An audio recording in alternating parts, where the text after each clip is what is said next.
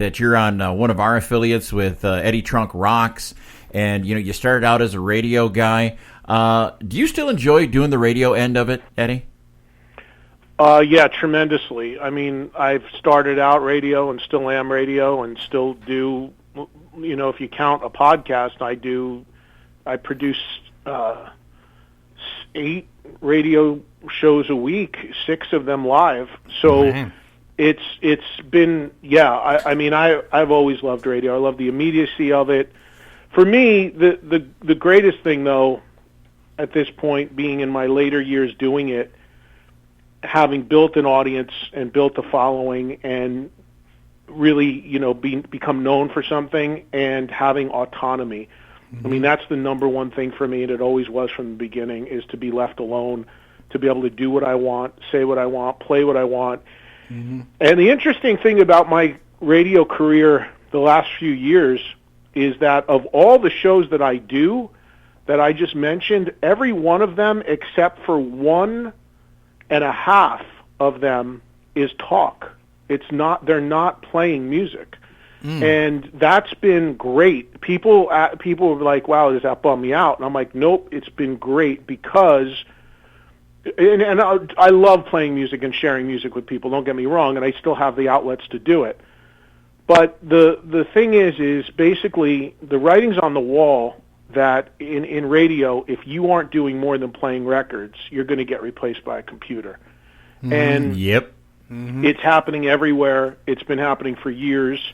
In smaller markets, maybe only the morning show, if that, is live. So the opportunities to actually, the old days of getting paid really well to be a DJ and having a DJ on live in every day part, outside of some very select huge markets, is very, very rare, if it's anywhere.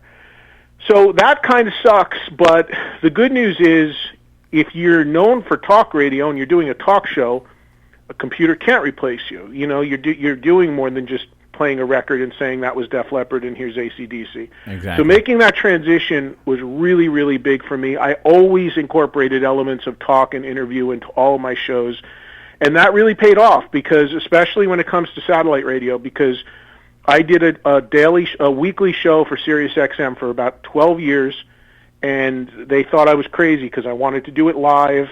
And by doing it live, that would include calls and talk along with the music. And I did that for 12 years there and got paid very little to do it, and got very, but got a lot of attention for it because it was unique and different. And then when they launched a channel called Volume that was a music talk channel, they were like, we need to have you on this because of what I was basically doing already.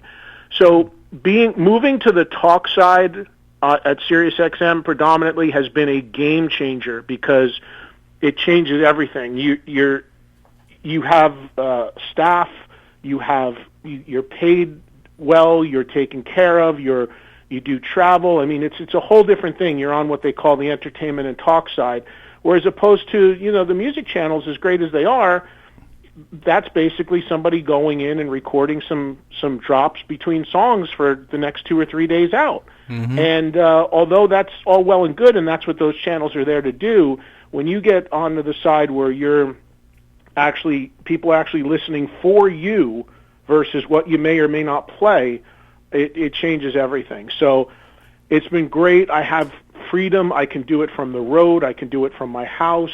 I can have any guests on that I want. And it's been awesome. I've done a total 180 on my thoughts about how I felt about being on satellite radio in the last 3 years, ever since I started doing Volume.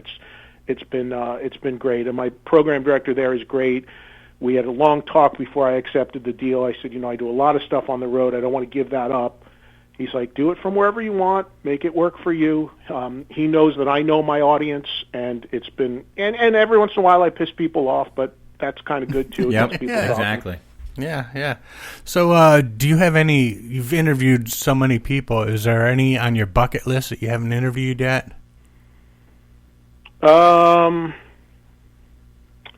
Jimmy Page.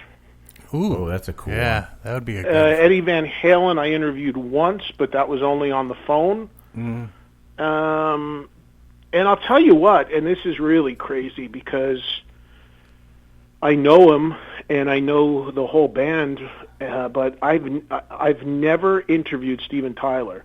Oh. And he would probably be my number one guy, and because I'm such a massive Aerosmith fan. I just saw 2 of the Vegas shows.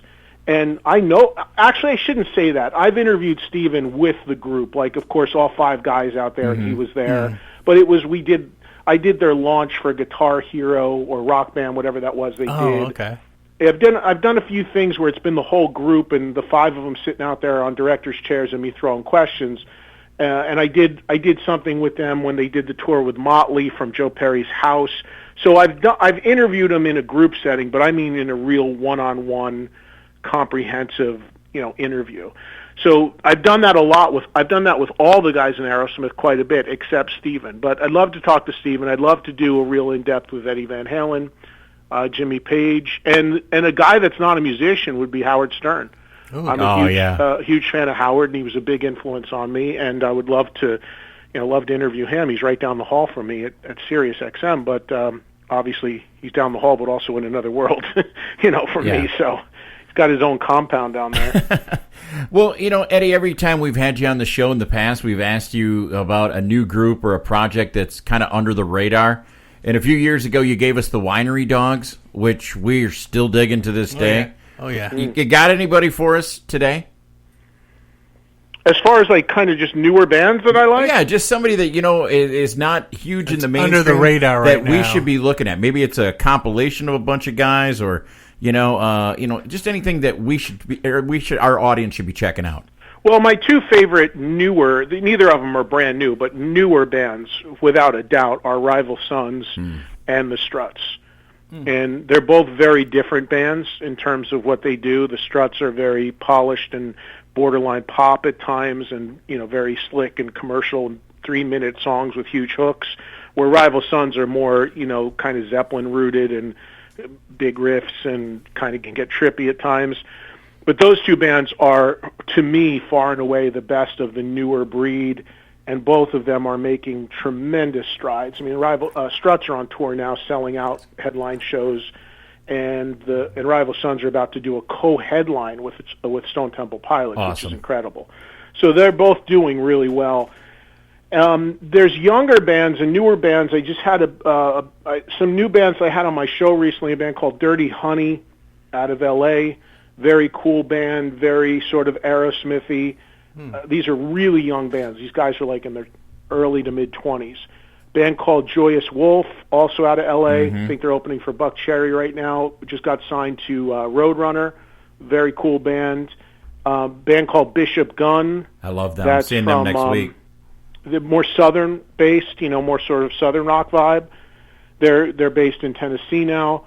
So I'm really, really encouraged about the wave of new young bands coming up. I think there's a lot of great, great, great bands that are exciting new rock bands that hopefully are going to give the scene a huge kick and really help, bring in the next generation and give rock a kick in the pants. I'm real optimistic about where we are with new music. I think there's a lot of encouraging signs. Outstanding. Well, we're really looking forward to you coming to our hometown, coming to Janesville, to the Back Bar on the 26th. You're doing your Sirius show out there, and they got bands and everything, and we're looking really forward to having you in town, Eddie.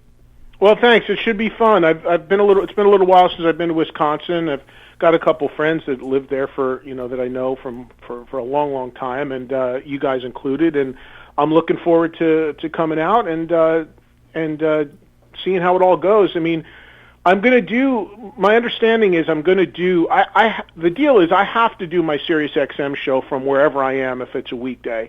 So all I really need is a good internet connection in order to do that, and I can do a live radio show nationally.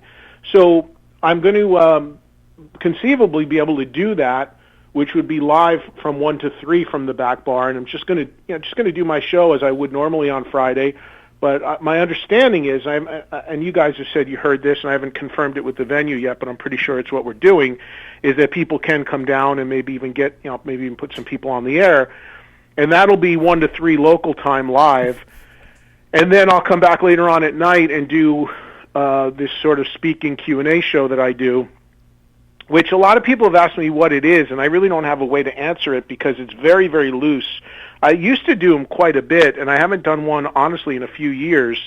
But it's basically just I come out and I tell my story and give some background about my history, and then really put a mic in the crowd and, just like I do on the radio, talk rock with the people that are there. They want to ask me about that metal show. They want to ask me about what I'm doing now with Trunkfest or radio. They want to talk about bands in general and just have debates and discussions about bands they like.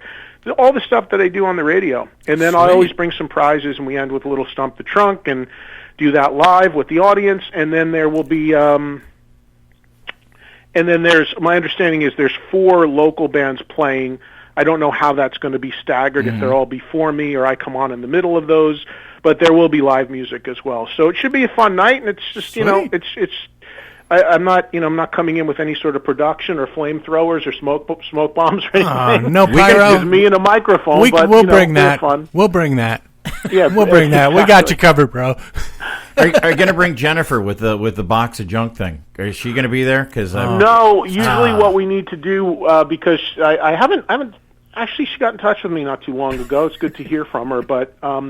No, I obviously we're not traveling with anybody from the old crew, but that being said, what I normally do when we do this stuff is we do recruit somebody from the audience to be the box of junk person. So usually we find a bartender or a nice lady in the audience that wants to come up and do the prizes. So we keep it local and get somebody involved in the show that way. Outstanding. Nice. Well, Eddie, we always let our guests pick the song out of the interview. Hopefully we have what you're going to ask us to play, but what song would you like us to play out of this interview? Well, do you want something newer or do you want old school? Give us whatever you want. We'll find it.